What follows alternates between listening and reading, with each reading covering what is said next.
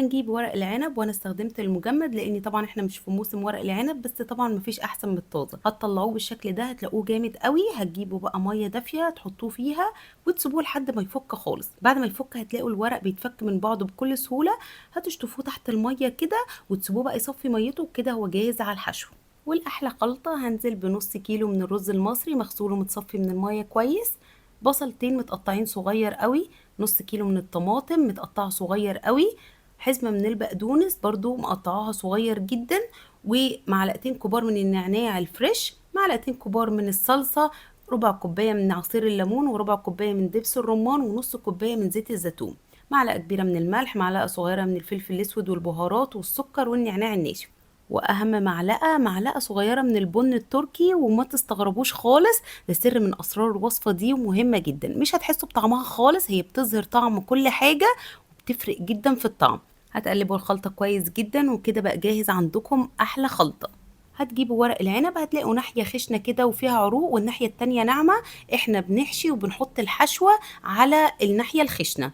هتفردوا الورقة كده بكل سهولة وتجيبوا جزء من الحشوة بنحطها في النص بس ونوزعها كويس قوي، والجوانب مش بنحط فيها. بعد كده هتقفلوا الورقة كده على الحشوة وتبتدوا تلموا الجوانب. هتجيبوا الجنب ده كده والجنب التاني بالشكل ده، وبعد كده تلفوا الورقة بكل سهولة. واحنا بنلف بنضغط شوية وفي نفس الوقت بنلم الورق من الجوانب علشان شكل الصباع بتاع ورق العنب يبقى حلو بالشكل اللي انتوا شايفينه ده وما يفتحش مننا اثناء السوى.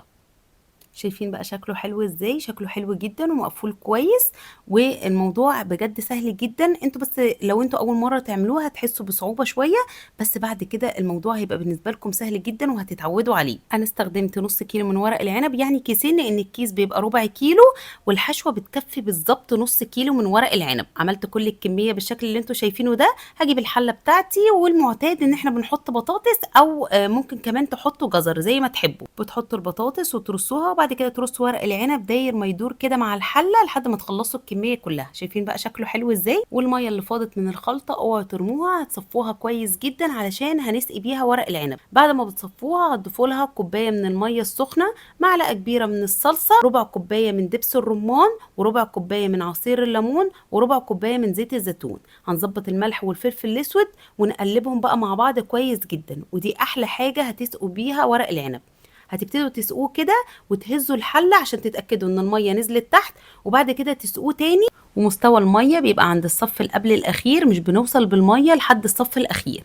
هجيب بقى شويه من الورق، انا ببقى سايباهم علشان اغطي بيهم الوش بتاع ورق العنب، وبعد كده بجيب طبق اصغر من الحله علشان احطه على ورق العنب كده، علشان وهو بيغلي ما يفكش من بعضه. الاول بنحطه على نار عاليه لمده 10 دقايق، وبعد كده بغطيه واوطي النار خالص لاقل حاجه. وبيقعد بقى في السوى من ساعة ونص لساعتين، بياخد وقت أطول من المحشي العادي، خلي بالكم عشان يطلع معاكم دايب وحلو قوي. انا خد معايا ساعتين وكان حلو قوي. وطبعا مش بنفتح عليه ولا بنشوفه ولا بنقدمه الا لما يبرد خالص، علشان يفضل محتفظ باللون والخضار واللمعه اللي انتوا شايفينها دي. لو فتحتوا عليه واي هوا دخله هيبتدي يغير لونه وهيبقى مش حلو خالص. تقدروا طبعا تقدموه ان انتوا تقلبوه بالشكل ده. وشايفين بقى البطاطس خدت من طعم الخلطه ومفيش ولا واحده بطاطس لزقت في الحله. وبالنسبه لي مش دي الطريقه المثاليه لتقديمه. انا بعمل له صوص خطير، بجيب ربع كوبايه من الليمون، عليها ربع كوبايه من دبس الرمان، وربع كوبايه من زيت الزيتون، وشويه كده من الرمان. لو عايزين تخففوا الصوص ده بشويه من الميه مفيش مشكله، بس انا بحبه يبقى مزز اكتر فمش بخففه باي ميه. بجيب بوله وبحط شويه من الصوص وشويه بعد كده من ورق العنب، وطبقه تاني من الصوص وطبقه تاني من ورق العنب، وبقلبه على طول في طبق التقديم علشان يبقى بالشكل الحلو اللي انتوا شايفينه ده. وبس كده وبكل سهولة بقى جاهز عندكم أحلى يالانجي في البيت أو ورق العنب البارد.